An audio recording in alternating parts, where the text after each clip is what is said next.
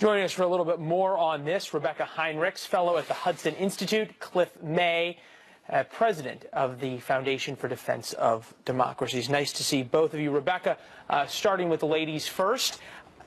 You get the sense that things in Istanbul are going to continue to deteriorate as long as President Erdogan continues with his same policies. Well, that's exactly right. It's Erdogan, but it's also, you sort of have to zoom out and look at the situation geopolitically. And Turkey, remember, is a NATO ally, and the United States needs Turkey because we need that air base in Incirlik to fight ISIS, what we're doing in Syria. But these terrorist attacks continue to rack Turkey, and what's happening is Russia, of course, wants Turkey in its corner.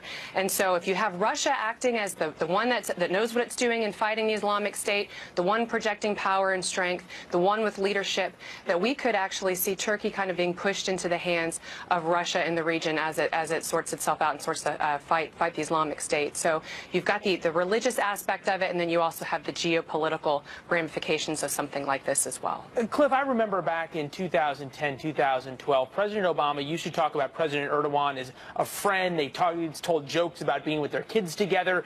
President Obama even said he really viewed President Erdogan as a peer and somebody he really got along with and thought he was very close to. And now we're seeing a president in Turkey who allowed the rise of ISIS and is cozying up with the Russians. Is this emblematic in a way of the end of the Obama presidency and what it's left us with in terms of foreign policy and, as Heather pointed out, Rebecca pointed out, the geopolitical situation around the globe?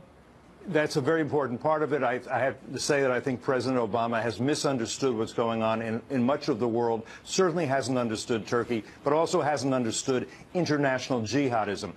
Turkey was the target in this particular case, and it's an Islamic majority country. It's a country whose leader, Erdogan, pretty much follows the Muslim Brotherhood line. You would think that would give them some dispensation here, but it doesn't. Keep in mind, they went after this nightclub on New Year's Eve for two reasons. One, because Erdogan has been fighting against ISIS, although he's in the past collaborated. He's also supported various groups that are linked to al-Qaeda. But also because you had a place in Istanbul that is celebrating what is considered to be a pagan holiday. That's why it's called a pagan feast, New Year's Eve. And this is what's called Hizbah. The doctrine of Hizbah says that good Islamists, and the jihadists consider themselves that, they should be prohibiting evil and promoting good. And prohibiting evil means you go and you celebrate New Year's Eve, we kill you. You better understand that and stop doing it.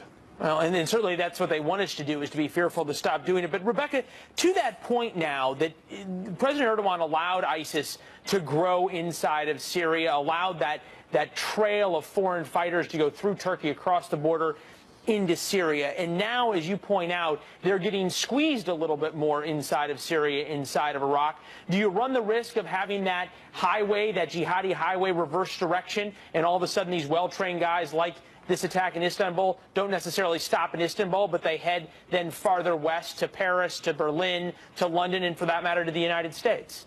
Of course. I mean, this is a global problem. As Cliff said, this is an international enemy. The jihadist ideology and the movement is not restricted to one geographic location. So, and this is why, the United States is not an island.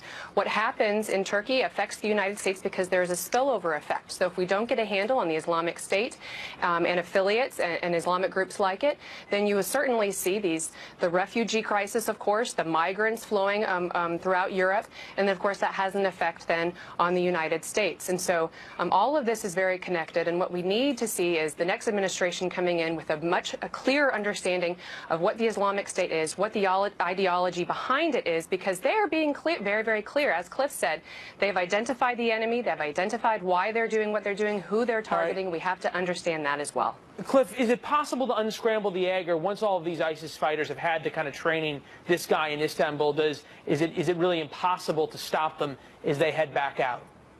It's pretty difficult to. One of the things that's happening in Turkey is that the borders, particularly with Syria, are now awash inside Turkey with Islamists of various stripes, those that are ISIS connected, those that are al-Qaeda connected. You have Shia militias that answer to Iran. You have Hezbollah, a terrorist group fighting in Syria. We have many varieties of Islamism, many varieties of jihadism. And this gets back to what Rebecca is saying. In the current administration, you've had no strategy for dealing with this. It's been all done piecemeal. The new administration really needs to sit down and come up with a strategy for fighting jihadism in all its many forms. And on this sad note, we start 2017. Rebecca, Cliff, appreciate both of you being here. Thanks so much. Thanks, Lou. All the best.